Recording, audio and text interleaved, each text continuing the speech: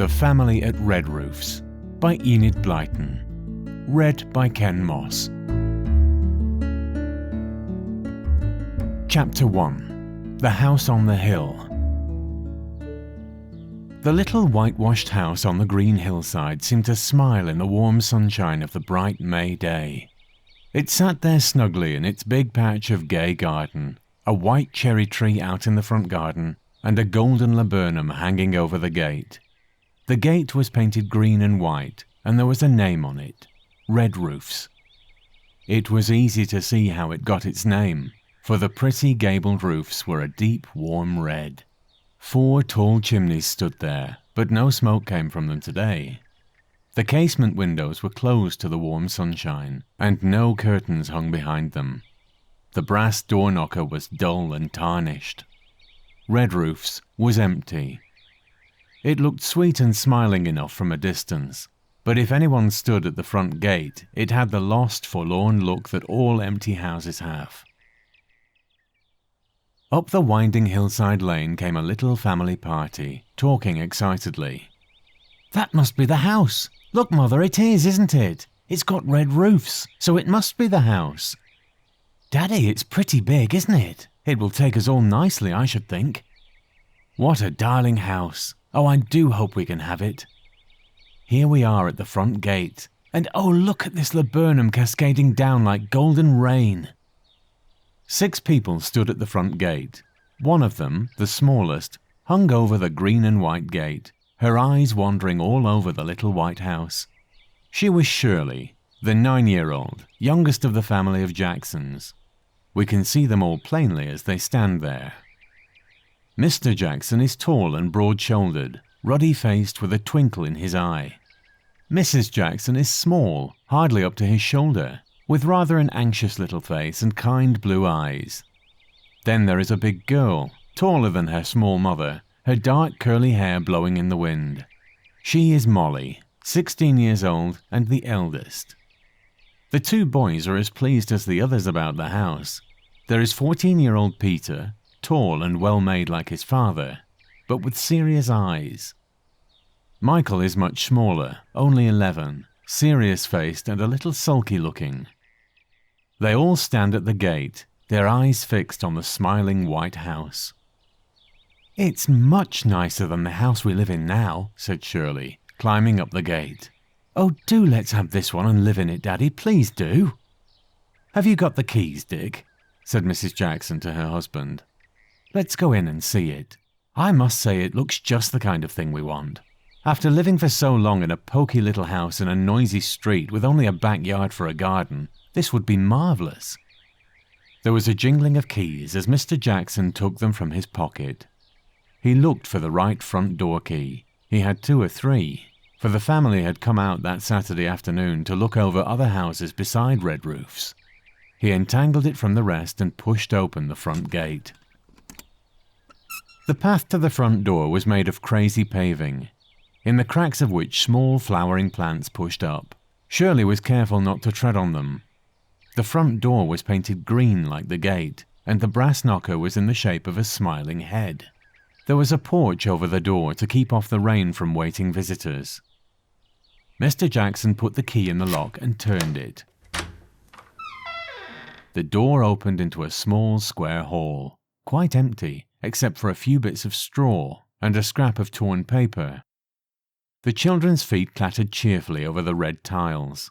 Then there came a torrent of shouted exclamations and remarks.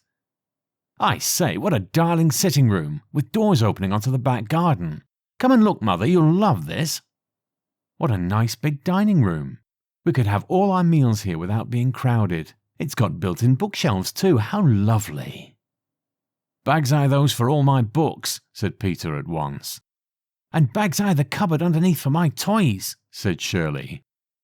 "I like the brick fireplaces," said Mr. Jackson, running his hand over the red bricks that made the fireplace. "They look so cheerful and cosy, and they send out such warmth too, because all the bricks round get hot as well." But nobody was interested in the fireplaces at that moment. Mrs. Jackson was in the small, bright, cheerful kitchen, looking anxiously to see if the larder was nice and big and cold, and if the stove looked easy to manage. She liked the kitchen. It was tiled in black and white, and the last tenant had left the black and white linoleum on the floor. It would be nice if they could buy that. There came a clattering of shoes on the wooden floors upstairs, and more shrieks of delight. "Mother, there's a lovely bedroom for you and Daddy, ever so big, with a basin for running water." "And could Shirley and I have this bedroom at the back?" called Molly. "Mother, it's got apple trees in full bloom touching the window, and they do smell delicious. And there is a climbing rose around the window too. It will soon be out. Oh, Shirley, wouldn't it be lovely to have a bedroom like this instead of ours looking out on the dirty street where the trams rush up and down?"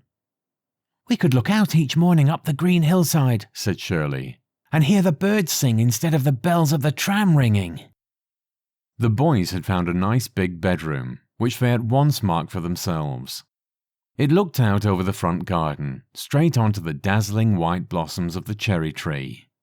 It must have been used as a kind of study because there were built-in cupboards and shelves there, as there were down in the dining room. The boys immediately thought how marvellously they could arrange all their crowded belongings. "There's another bedroom too," said Molly, going round a corner of the passage. "2 more bedrooms, both tiny but perfectly sweet. Shan't we feel grand to have 5 bedrooms after having only 3? Mother, look, what shall we do with these bedrooms? Shall Shirley and I have separate rooms, do you think?" "We shall see," said her mother. "Anyway, I hope we shall be able to afford help in the house now, so we shall want room for a maid, and it would be nice to have a tiny spare room to put up a friend now and then. I have lots of old friends I would like to see again." The children explored the cream-painted bathroom, the linen cupboard with its wooden shelves, and the little loft up in the roof, where trunks and boxes could go. Then they went out into the garden. It was a funny sloping garden, with little green lawns set round the flowery beds, a tiny copse of fruit trees at one side, crazy paving paths here and there, and a rather neglected kitchen garden, which Mr. Jackson at once made up his mind to tackle, if only they could have the house. "It's a very nice little place, isn't it, dear?" said Mrs. Jackson, smiling up at him. "Just what we want, and it's not too far from the shops and the children's schools. Perhaps it's a bit far for Shirley to walk to the high school. We might have to buy her a bicycle." "Ooh," said Shirley in joy. "I should be like Prudence then. She's got a lovely bicycle, hasn't she, Molly?" Molly nodded. Prudence Williams was the girl she sat next to at school. Her people had plenty of money, so Prudence had a good many things that the Jacksons hadn't. But then Prudence and her brother Bernard were the only 2 children, and, as Mrs. Jackson often said, the bigger the family, the less each child could have. Still, the Jacksons didn't want their family to be any smaller. They couldn't spare a single member of it. Mr. Jackson looked up the green hillside. There would be fine walks here. He could keep a dog at last. He wanted red roofs as much as the children did. He took from his pocket the paper that gave particulars of the house and its rent and rates. "It's expensive," he said, looking down at his wife. £2 10 a week, and you've got to remember that Molly won't be leaving school and earning money for a while yet. If she wants to take her kindergarten exams and train as a teacher at the high school, she will be 3 more years doing that. She can't start till she's over 17 anyhow. And there's Peter wanting to be a doctor. He may get that scholarship if he works hard, but it's likely we shall have to save up a good bit to help him along for many years." "Yes, I know," said Mrs. Jackson, the worried look coming over her face again. "We've got to do the best we can for our children. But all the same, I do think they deserve a nicer home than we've got at present. It was all right when we first went there, you and I, a quiet little road and nice people there. But now that it's all been built up roundabout and the neighbourhood has gone down and down, it's not so good. Well, if we can't afford red roofs, let's go and see 1 or 2 more houses, not so expensive." "Oh, Mother!" cried 4 bitterly disappointed voices. "Daddy, do say we can have this house. Oh, do!" Mr. Jackson wanted red roofs as much as anyone else. He looked up at the little whitewashed house with its glowing red roofs. "Well," he said, and jingled the money in his pockets. "Well, we'll risk it. Nothing venture, nothing have. I'm hoping to have a big rise in the firm soon and will be head of my department. Then Red Roofs would be a nice house to ask my friends to. I must say I like it very much myself." Shirley flung herself on him. "Oh, Daddy, can we have it then? When will it be ours? Can we go and say we want it? When can we move in?" "We'll go right back to the house agents now," said Mr. Jackson firmly. "We'll decide it this very day. Come along. I'll lock up the front door again and we'll go." So off they all went, swinging the little green and white gate open, turning round to look at the pretty house as they went. It seemed to smile and say, "I shall soon be yours. How nice to own a family like you. I shall like you all." They went down the hill to the town that lay at the bottom, stretching along the valley. The Jacksons lived at the other end of town, the dirty, busy end. This was the quiet, pleasant end. They found the house agent's office and trooped in. It was not very long before everything was settled. There were documents to sign, references to be given, and so on. But the Jacksons went away with the keys of Red Roofs in their possession, and that was all they cared about. "We shall move in next month," said Molly, pleased. "What an excitement it will be. I'll help you to pack everything, Mother. How long have you taken the house for, Daddy?" 3 years, said Mr. Jackson. "And maybe, at the end of that time, I shall be able to buy it instead of renting it."